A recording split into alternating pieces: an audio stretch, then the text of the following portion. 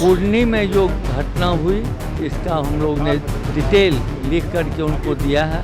उसके परिवार को सुरक्षा के साथ साथ उसको आर्थिक मदद का भी डिमांड किया गया है। उसको निश्चित रूप से इसे संज्ञान में लिए हैं और जो भी कार्रवाई उन्होंने कहा भी है और जो भी कार्रवाई उनके स्तर से संभव है वो निश्चित रूप से करेंगे, यह हम लोग का विश्वास है। निलंबन तिलंबन ये तो होते रहता है, फिर आएंगे फिर आ जाएंगे, वो सब है। सुधार हो व्यवस्था में, क्योंकि हॉस्पिटल में कौन जाता है जो गरीब है।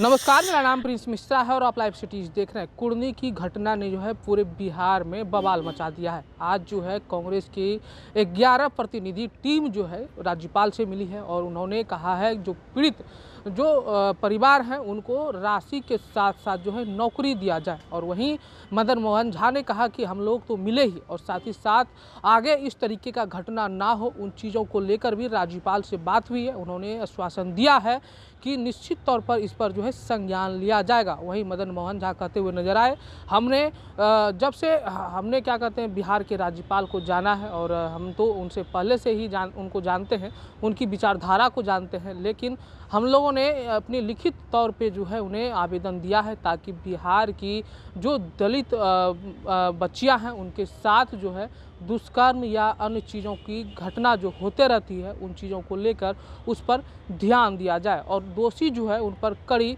एक्शन सरकार करे ताकि ठोस कदम उठाए, ताकि अगला कदम उठाने के लिए वो सोचे। ऐसे में मदन मोहन झा क्या कुछ करें, सुनवाते हैं। पहले लोग जो है राज्यपाल से मिले हैं, बच्चों को न्याय दिलाने के लिए क्या कुछ बातें हुई है? निश्चित रूप से हम लोग मिले हैं। महामहिम जी को हम लोगों ने ज्ञापन दिया है राजेश राम जी के नेतृत्व में।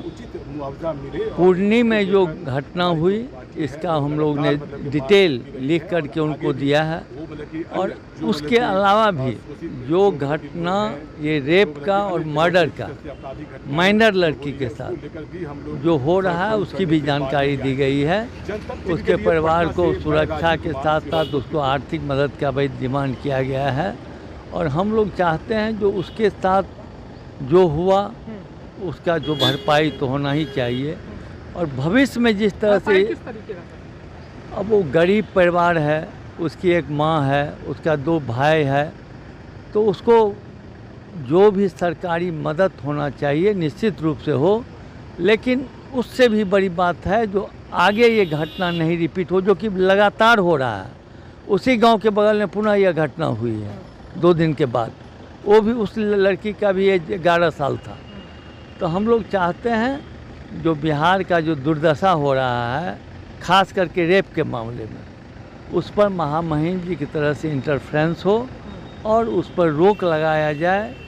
कानून से लोग डरेगा नहीं तब तो ये काम करेगा। ये कोई रेप तक नहीं रह जाएगा, वो और आगे बढ़ेगा क्राइम। तो इसलिए हम लोग चाहते हैं महामहिम जी का इंटरफ्रेंस इसमें निश्चित रूप से होगा। और मैं जितना महामहिम जी को जानता हूँ पहले से, उसमें वो निश्चित रूप से इसे संज्ञान में लिए हैं और जो भी कार्रवाई उन्होंने कहा भी है और जो भी कार्रवाई उनके स्तर से संभव है वो निश्चित रूप से करेंगे, यह हम लोग का विश्वास है। के जो उपाध्यक्ष हैं उनको जो है निलंबित कर दिया गया। निलंबन तिलंबन ये तो होते रहता है, फिर आएंगे फिर आ जाएंगे, वो सब है। सुधार हो व्यवस्था में, क्योंकि हॉस्पिटल में कौन जाता है जो गरीब है। बड़े लोग कहाँ जाते हैं उस हॉस्पिटल में इलाज कराने के लिए ज़्यादा।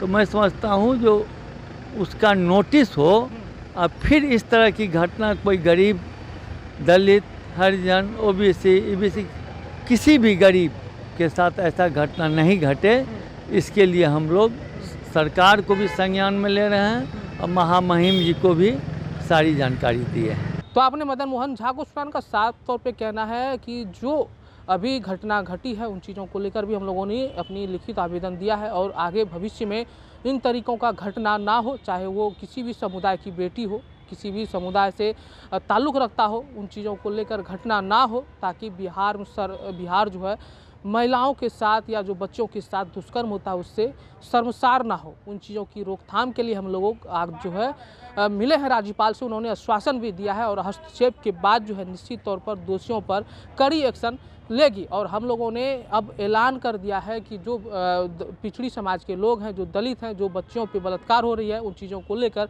आवाज़ बुलंद करते रहेंगे। जब हमने उनसे सवाल किया कि पीएमसीएच के जो उपाध्यक्षक हैं उनको जो है सस्पेंड कर दिया है, तो उन्होंने साफ तौर पे कह दिया है कि सस्पेंड तो आम बात है, लेकिन उनको बर्खास्त करना चाहिए। ऐसे में आप लोगों को क्या लग रहा है कमेंट बॉक्स में जरूर बताइएगा। बने रहिएगा लाइव सिटीज़ पर, तब तक के लिए धन्यवाद।